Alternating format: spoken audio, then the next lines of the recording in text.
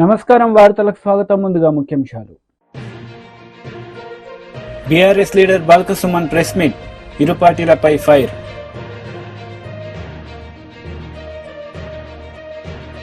Congress leader వి Hanumantharao press meet, పలు అంశాలపై వివరణ.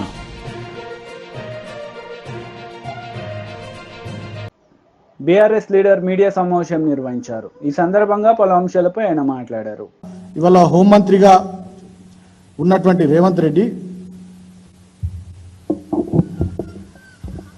మీకు కనబడుతుంది వీడియో,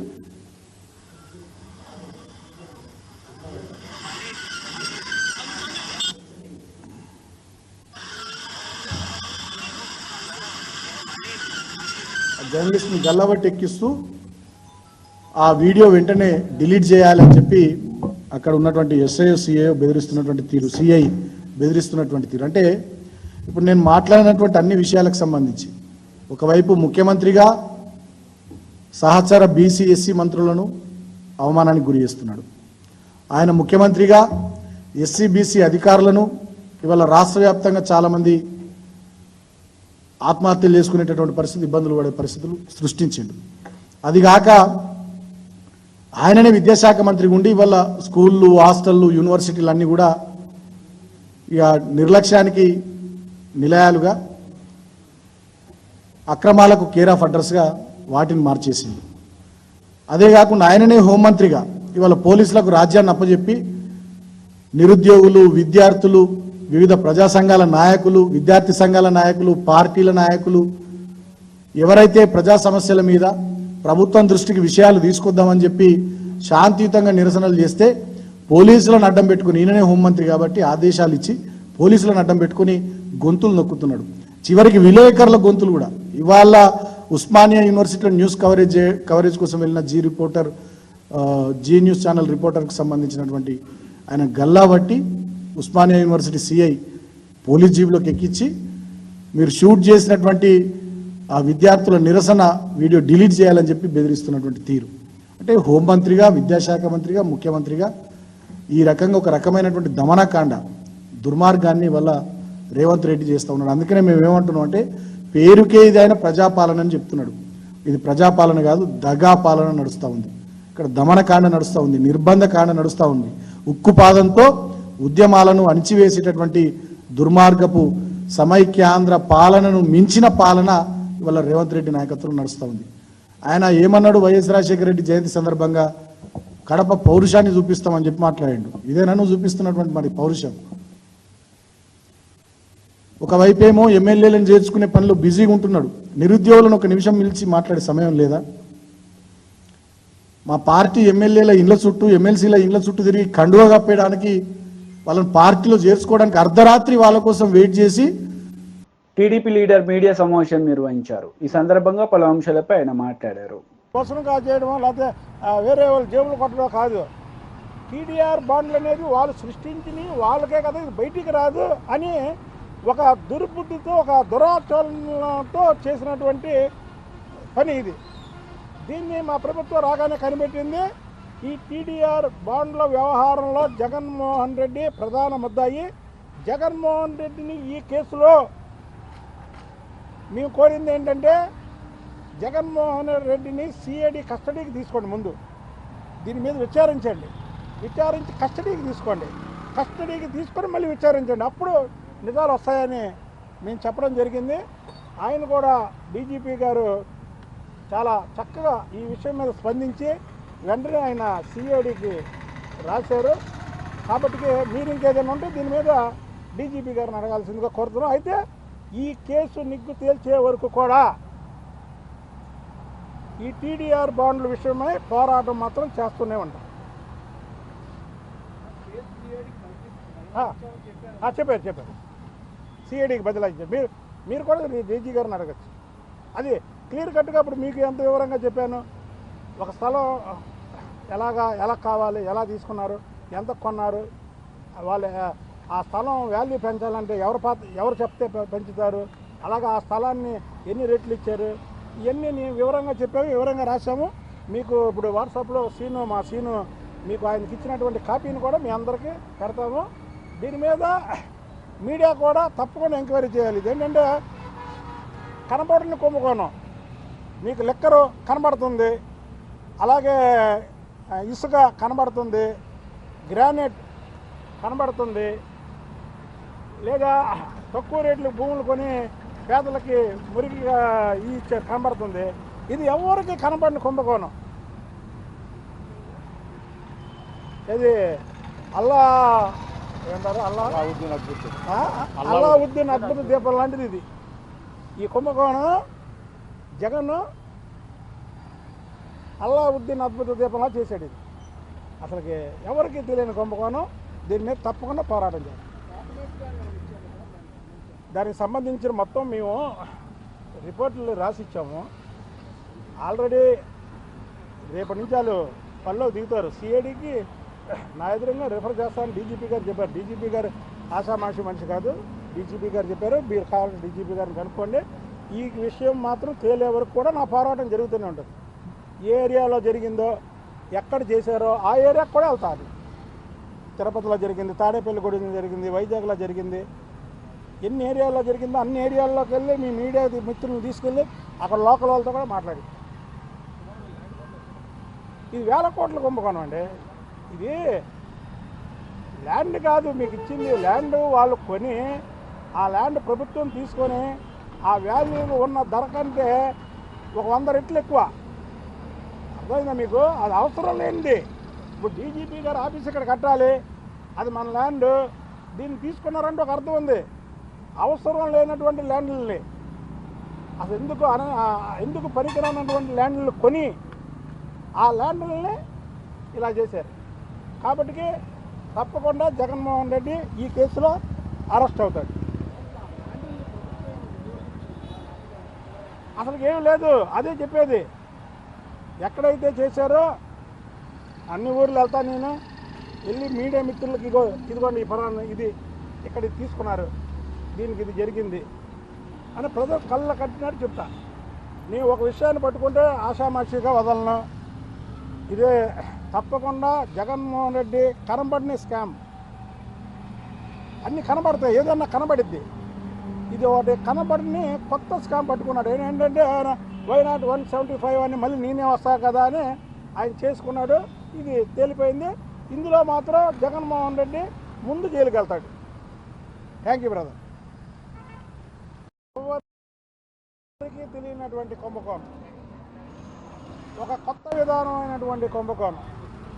ఏదైతే వైఎస్ రాజశేఖర రెడ్డి ముఖ్యమంత్రిగా ఉన్నప్పుడు జగన్మోహన్ రెడ్డి సూట్ కేసులు కంపెనీలు పెట్టి 42,000 కోట్లు దోచుకున్నాడో ఎవరికి తెలియకుండా అలాంటి కుంభకోణం. ఇప్పటి వరకు జగన్మోహన్ రెడ్డి ఇసుక మీద, గనుల మీద, లెక్కర మీద, భూముల మీద దోచుకున్నాడని ప్రజలకి కానీ అటు మీడియాకి కానీ లేదా ఒక విధంగా ప్రతిపక్షాలకు కానీ మాకు తెలుసు. కానీ ఈ టీడీఆర్ బాండ్ల విషయం అనేది కొత్తగా రావడం జరిగింది. అంటే స్కాము పాతది.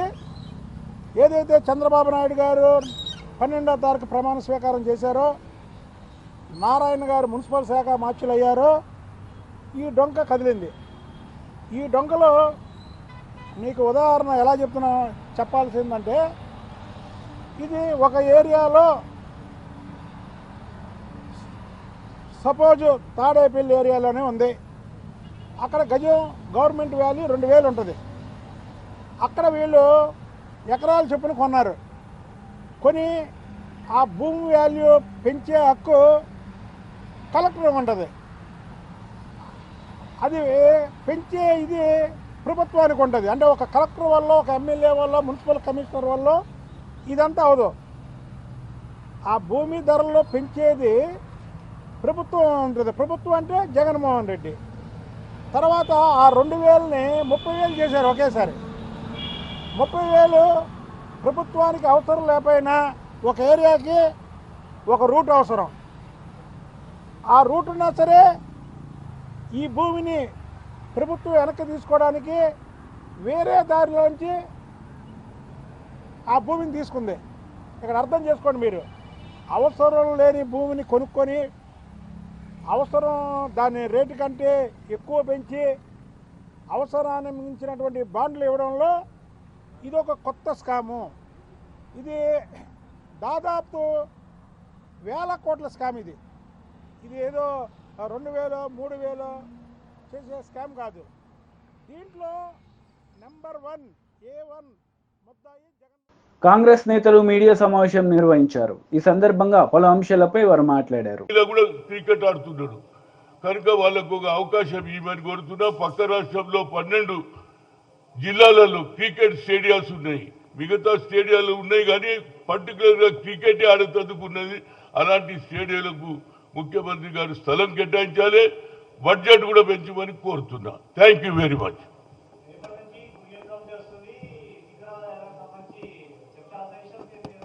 ఏమి రేపు కొరియన్ కమిటీ వస్తున్నది ఏమని చెప్తారు? చూడండి, కొరియన్ కమిటీ వస్తుంది. ఇప్పుడు అయిపోయింది, ఎలక్షన్ అయిపోయింది, ఓటమి జరిగింది, గెలిచిన వాళ్ళు గెలిచారు. దాని మీద వాళ్ళు ఎంక్వైరీ చేస్తున్నారు. మరియు ఎవరి ఆలోచన వాళ్ళు తప్పనిసరిగా చెప్తారు ఎందుకు ఓడిపోయింది ఏం కదా. ఎందుకంటే అన్నిటికంటే ముఖ్యం ఆయనని అడగాలి. ఎవరిని? ముఖ్యమంత్రిని కాదు. ఏం పేరు? కొనుగోలు. మరి కొనుగోలు ఎలాంటి రిపోర్ట్ ఇచ్చిండో నాకైతే తెలియదు. మరి సునీల్ కొనుగోలులోనే ఉన్నదంతా. అది కొనుగోలు అంటే నువ్వేమన్నా అనుకో, నాకేం సంబంధం. కానీ బట్ ఆయన ఏం రిపోర్ట్ ఇచ్చిండు, ఏమి ఇచ్చిండు అనేది ఉన్నది. అందులో అందరికంటే ముఖ్యంగా మా దీపా మున్షి గారు ఈయనే ఉన్నారు. ఆమె కూడా ఏం జరిగిందో ఆమె విన్నవిస్తుంది. ఎవరి ఒపీనియన్ వాళ్ళు చెప్తారు. దాని గురించి నేను బయట మాట్లాడా. ఎందుకంటే నేను కూడా ఒక క్యాండిడేట్, నాకు కూడా అన్యాయం జరిగింది. ఇక నేను చెప్పుకోలేకపోతున్నాం. మీ అటువంటి పేపర్లలో దయతో అప్పుడప్పుడు హనుమంతకు అన్యాయం జరిగిందని టీవీలో చూపిస్తారు, లేకుంటే పేపర్లో చూపిస్తారు. Thank you very much.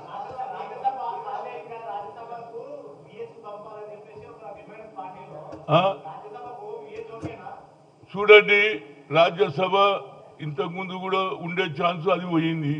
మరి ఈ ఛాన్స్ వస్తుందో లేదో. ఎందుకు ఆల్రెడీ అభిషేక్ సాంఘవి పేరు ఇస్తుంది. ఆయన హిమాచల్లో ఓడిపోయింది కాబట్టి ఆయన ఏదైనా నేను హైకమాండ్ వ్యతిరేకంగా పోను. 8 ఏళ్ల నుంచి నాకేమైనా పదవి ఉన్నదిరా బాబు.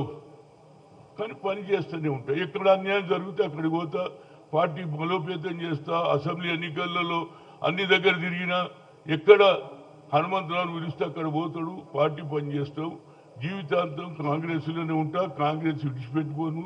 ఆఖరి వరకు కాంగ్రెస్ మళ్ళా ఆయన రేవంత్ రెడ్డి అంటుండగా వచ్చే 10 ఏళ్ళు కూడా అప్పటి వరకు కూడా సహాయం చేస్తూనే ఉంటా. ఎక్కడ నాకు అవకాశం వస్తే, నాకేమన్నా అడిగితే నాకు సలహాలు ఇస్తాను.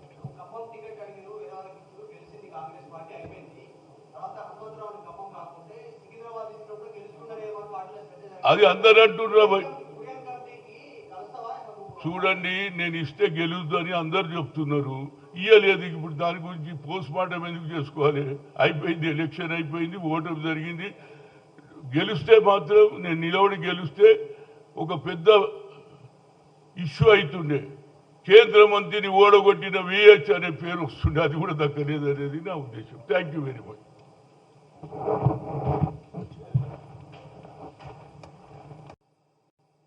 గెలిచిన తర్వాత అండర్ 2020లో మొహమ్మద్ సిరాజ్ మంచి బౌలర్గా మంచి పేరు తెచ్చుకున్న తర్వాత ఆయన హైదరాబాద్కు వచ్చిన తర్వాత ముఖ్యమంత్రి రేవంత్ రెడ్డి గారు వారికి షాల్ కప్పి ఉద్యోగం ఇస్తాము, దానితో పాటు ఇంటి స్థలం కూడా ఇస్తామని చెప్పడం ఇది శుభ సూచకం. అందుగురించే ఆ Mohammed Siraj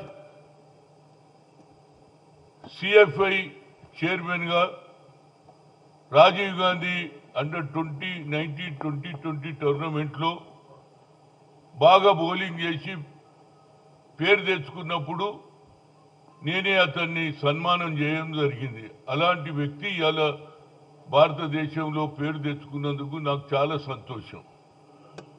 at the same time నా రిక్వెస్ట్, ఇవాళ ఎక్కడ చూసినా డ్రగ్స్ అవుతున్నాయి. యావత్ భారతదేశంలో అన్నిటికంటే ఉత్సాహమైనటువంటి గేమ్ ఏదంటే అది క్రికెట్. గల్లీలలో ఆడుతున్నారు, రోడ్ల మీద ఆడుతున్నారు, ఎక్కడ చూసినా క్రికెట్ క్రేజీ ఉన్నది. కనుక నా ఉద్దేశం ఏమిటంటే రాష్ట్ర ముఖ్యమంత్రితో గెలిచి వచ్చినాక అవార్డు ఇవ్వడం కాదు, గెలవక ముందు కూడా అతను చిన్న స్థాయి నుంచి పైకి వస్తుంటే ఇతర దేశాలలో టాలెంట్ను అక్కడి నుంచే పెంచుతారు. అందుగురించి నేను ముఖ్యమంత్రి గారిని కోరుతున్నాను. నేను కూడా రాజీవ్ గాంధీ సద్భావన, రాజీవ్ గాంధీ ఏషియన్ గేమ్స్ జరిపిన తర్వాత బీయింగ్ ఏ ఫార్మర్ స్పోర్ట్స్ మినిస్టర్గా సిఎఫ్ఐ 16 ఏండ్ల నుంచి నడిపిస్తున్నా. ప్రతి సంవత్సరం కూడా సద్భావనకు ఒక బాయ్ ఒక గర్ల్కు ఏది 1000 రూపాయలు ఏది సంవత్సరం పొడుగా అప్కమింగ్, అది ఫుట్బాల్ కావచ్చు, క్రికెట్ కావచ్చు, కబడ్డీ కావచ్చు, వాలీబాల్ కావచ్చు, టెన్నిస్ కావచ్చు, అందరికీ నేను చేస్తూ ఉన్నా. కానీ నాకు ఒక ఆలోచన ఏమొచ్చిందంటే ముఖ్యమంత్రి గారు చొరవ తీసుకొని ఇవాళ ప్రాజెక్టు అన్నీ కూడా పూర్తి కావాలి, నీళ్లు రావాలి, అభివృద్ధి చెందాలి అని, ఒక పక్క ఎంప్లాయ్మెంట్ కూడా కావాలని, ఇవాళ అన్నీ కూడా పూర్తి చేయడానికి ఆయన సిద్ధంగా ఉన్నాడు. అదేవిధంగా రైతులకు రుణమాఫీ చేయడానికి 2 లక్షల రూపాయలు కూడా గతంలో డాక్టర్ మన్మోహన్ సింగ్ గారు first Sonia Gandhi UPA chairperson ఆలోచనతో 2 లక్షల రుణమాఫీ 70,000 కోట్ల రూపాయలు యావత్ భారతదేశంలో ఇవ్వడం జరిగింది. అదే కూడా ఇక్కడ మొదలు పెడుతున్నారు. దానికి కూడా నా హృదయపూర్వక ధన్యవాదాలు. అట్ ది సేమ్ టైం నా రిక్వెస్ట్, వైసీపీ లీడర్ మీడియా సమావేశం నిర్వహించారు. ఈ సందర్భంగా పలు అంశాలపై ఆయన మాట్లాడారు. అబద్ధాలు, అవాస్తవాలు అనేటువంటిది ఆధారాలతో సహా నేను తెలియజేయడానికే ఈ మీడియా సమావేశాన్ని ఏర్పాటు చేయడం జరిగింది.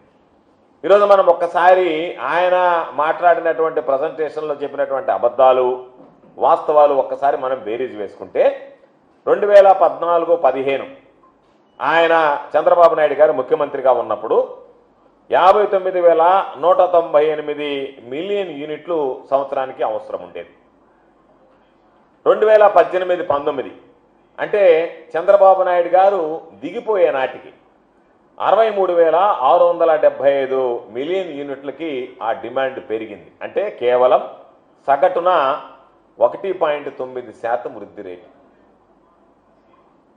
59,198 మిలియన్ యూనిట్ల నుంచి 63,675 మిలియన్ యూనిట్ల కంటే కొత్త కనెక్షన్లు ఇవ్వలేదు. ఎవరు అడిగినా సరే వాళ్ళకి సంబంధించినటువంటి వ్యవసాయ రంగానికి సంబంధించినటువంటి కనెక్షన్లు కానీ మరొకటి కానీ డిమాండ్ పెరగకుండా ఆయన మేనేజ్ చేసుకుంటూ వచ్చి అందరినీ ఇబ్బందులు పాలు చేసి ఈరోజు నేను బ్రహ్మాండంగా అడిగినటువంటి వాడికల్లా కరెంట్ ఇచ్చాను అని అన్నాడు. అప్పుడు మన సగటు వృద్ధి రేటు ఎంత అంటే చంద్రబాబు నాయుడు గారు ఉన్నటువంటి గత ప్రభుత్వంలో 2014 నుంచి 2019 వరకు కేవలం 1.9% అయితే జాతీయ సగటు వృద్ధి రేటు ఎంత అంటే 4.5%. అంటే దాదాపుగా జాతీయ వృద్ధి రేటులో 3వ వంతుకి ఆంధ్ర రాష్ట్రం చంద్రబాబు నాయుడు విజనరీ ఉన్నటువంటి చంద్రబాబు నాయుడు, విద్యుత్ రంగంలో అనేక రకాలైనటువంటి సంస్కరణలు తీసుకొచ్చినటువంటి చంద్రబాబు నాయుడు గారు, తిరుగులేనటువంటి నాయకత్వాన్ని ఆంధ్ర రాష్ట్రానికి అందించానని చెప్పుకునేటువంటి వెలుగులు విరజిమ్మాయి నా హయాంలో అని చెప్పుకునేటువంటి చంద్రబాబు నాయుడు గారు ఆయన చేసినటువంటి నిర్వాహకం కేవలం సగటున 1.9% మాత్రమే ఆ విద్యుత్ రంగానికి సంబంధించినటువంటి వినియోగాన్ని, పవర్ డిమాండ్ని ఈరోజు ఆయన చూపించడం జరిగింది.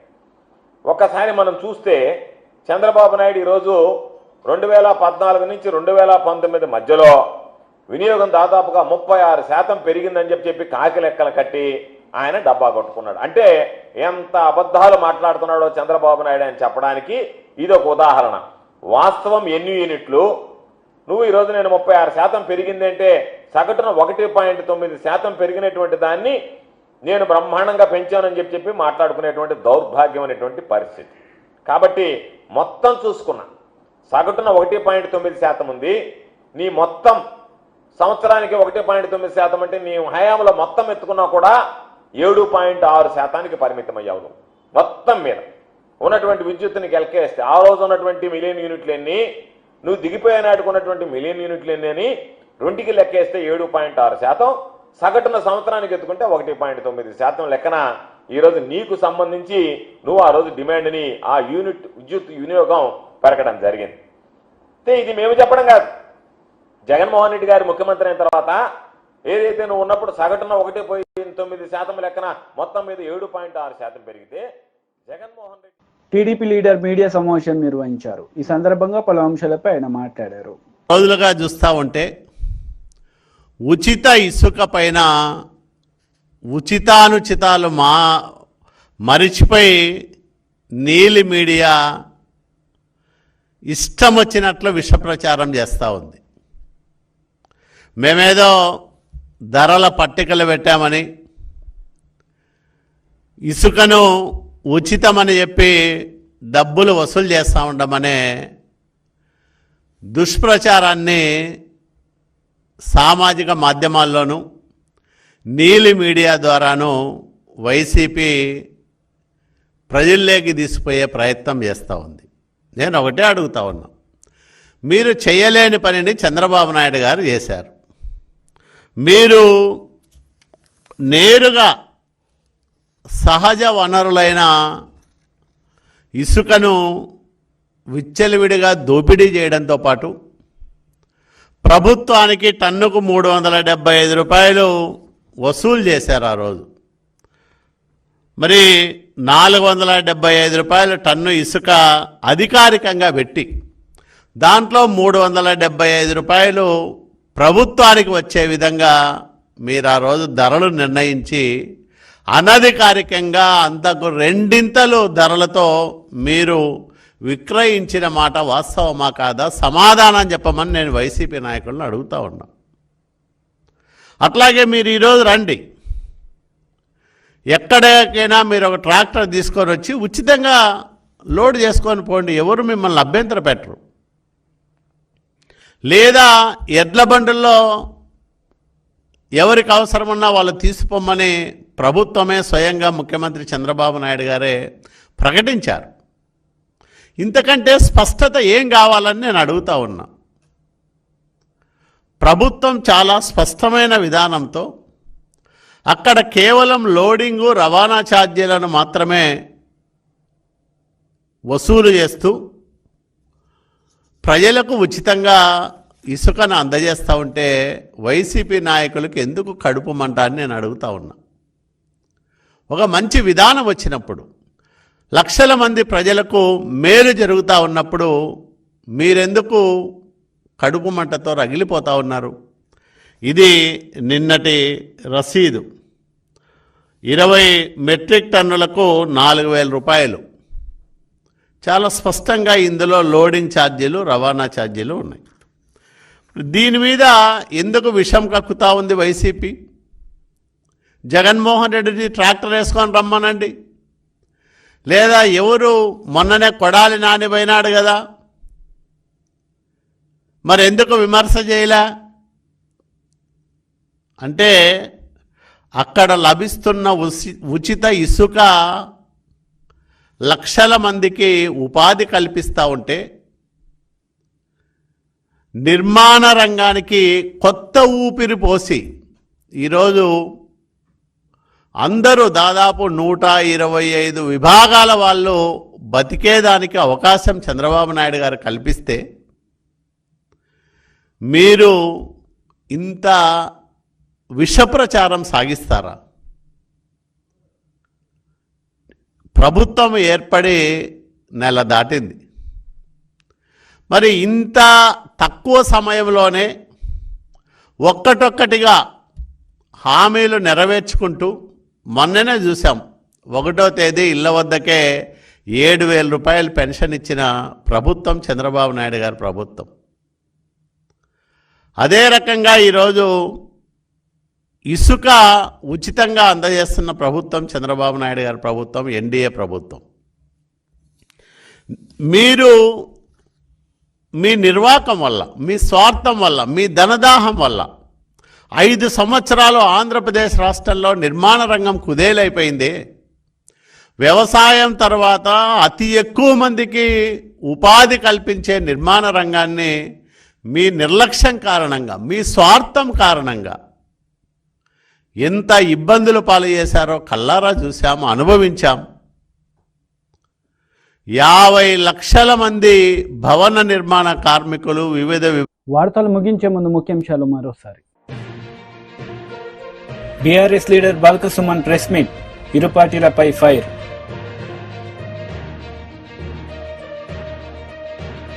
కాంగ్రెస్ లీడర్ వి హనుమంతరావు ప్రెస్ మీట్, పలు అంశాలపై వివరణ.